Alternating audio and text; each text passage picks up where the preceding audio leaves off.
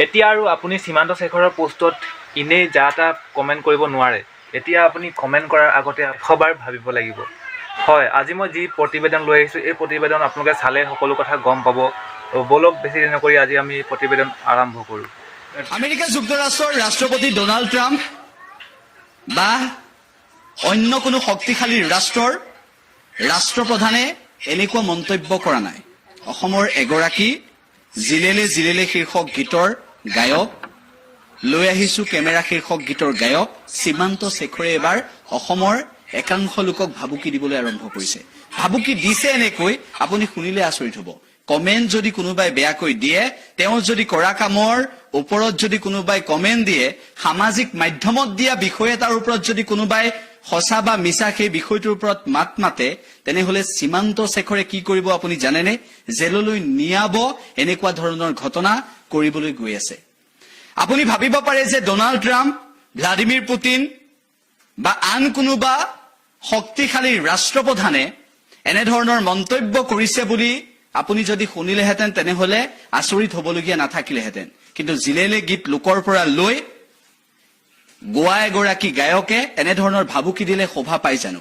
আমি জনাব বিচাৰিছো এই মুহূৰ্তত আপোনালোকক এটা গুৰুত্বপূৰ্ণ খবৰ। নতুন এছঅপি দিছে, নতুন এছঅপি দিছে সীমান্ত শেখৰে। গায়ক সীমান্ত শেখৰে নতুন এছঅপি দিছে। লাজ লগা ঘটনা সংঘটিত হৈছে ৰাজ্যত। আমি উল্লেখ কৰিব বিচাৰিছো এই মুহূৰ্তত, উল্লেখ যে বিজেপিক ভাল লগাই বিজেপিত যোগদান কৰি বিজেপিৰ পৰা পদবী লৈ বৰ্তমান সময়ত সংস্থাপিত হৈ থকা সীমান্ত শেখৰে এইবাৰ ভাবুকি দিছে, নতুন এছঅপি জাৰি কৰিছে। উল্লেখ যে সীমান্ত শেখৰে এইবাৰ লিখিছে ফেচবুকত, সীমান্ত শেখৰৰ শক্তিশালী আইটি টিমে, শক্তিশালী ফেচবুকৰ টিমে, শক্তিশালী লিগেল ছচিয়েল মিডিয়া লিগেল টিমে মন্তব্য কৰিছে এইবাৰ ফেচবুকৰ জৰিয়তে যে ব্যৱস্থা গ্ৰহণ কৰিব বুলি কৈছে।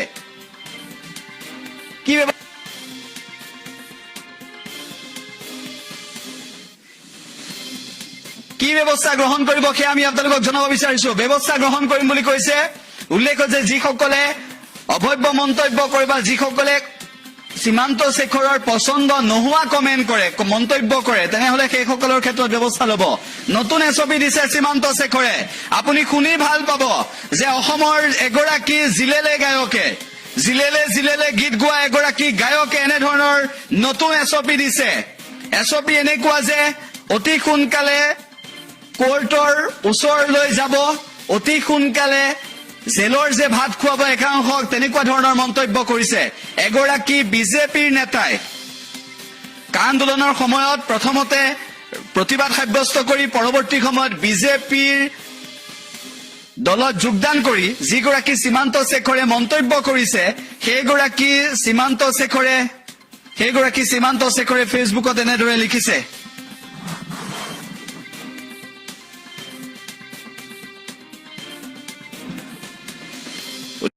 সীমান্ত শেখৰৰ পোষ্টত মানে আপুনি কমেণ্ট কৰিবলৈ হ'লে অলপ ভাবি চিন্তি কৰিব, 100বাৰ ভাবিব, নহ'লে কিন্তু জেলত যাবলগীয়া হ'ব পাৰে।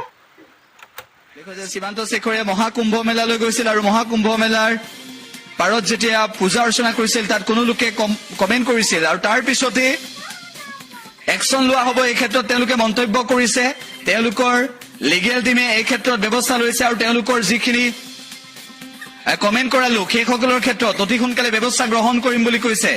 ছচিয়েল মিডিয়া টিমে ইতিমধ্যে এই সন্দৰ্ভত মন্তব্য কৰিছে। ছচিয়েল মিডিয়া টিমে ইতিমধ্যে এই সন্দৰ্ভত স্পষ্ট কৰি দিছে। গতিকে জিলেলে গায়ক সীমান্ত শেখৰে নতুন এছঅপি দিয়াক লৈ সকলো আচৰিত হৈ পৰিছে আৰু এনেধৰণৰ মন্তব্য কৰা সীমান্ত শেখৰক লৈ এতিয়া প্ৰতিক্ৰিয়া অব্যাহত আছে। গতিকে সীমান্ত শেখৰৰ পোষ্টত যদি আপুনি বেয়া কমেণ্ট দিছিল, তেনেহলে আপুনিও জেললৈ যাবলগীয়া হ'ব পাৰে বা আদালতলৈ যাবলগীয়া পৰিস্থিতি হ'ব পাৰে। গতিকে সীমান্ত শেখৰ এইবাৰ সৰব হৈ পৰিছে, গৰজি উঠিছে সীমান্ত শেখৰ। সীমান্ত শেখৰ এইবাৰ মহাশক্তিবন্ত ৰূপত এইবাৰ আৱিৰ্ভাৱ হৈছে।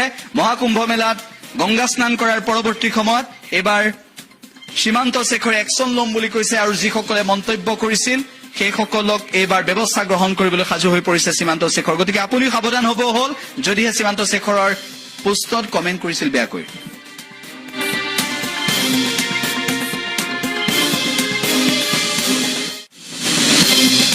ঠিক আছে তো গাইজ, প্ৰতিবেদনটো ইমানটোৱে আছিলে। আৰু আপোনালোকে এতিয়া মোৰ কমেণ্ট বক্সত কমেণ্ট কৰিব পাৰিব, চিন্তা নকৰিব, কমেণ্ট কৰি দিব। আপোনালোকে ইয়াত মন্তব্য দিয়ক না, আচলতে আপুনি কি ভাবে। ঠিক আছে, তো আজি ভিডিঅ'ত ইমানেই আছিল। নেক্সট ভিডিঅ'ত আকৌ পাম, তেতিয়ালৈ বাই বাই।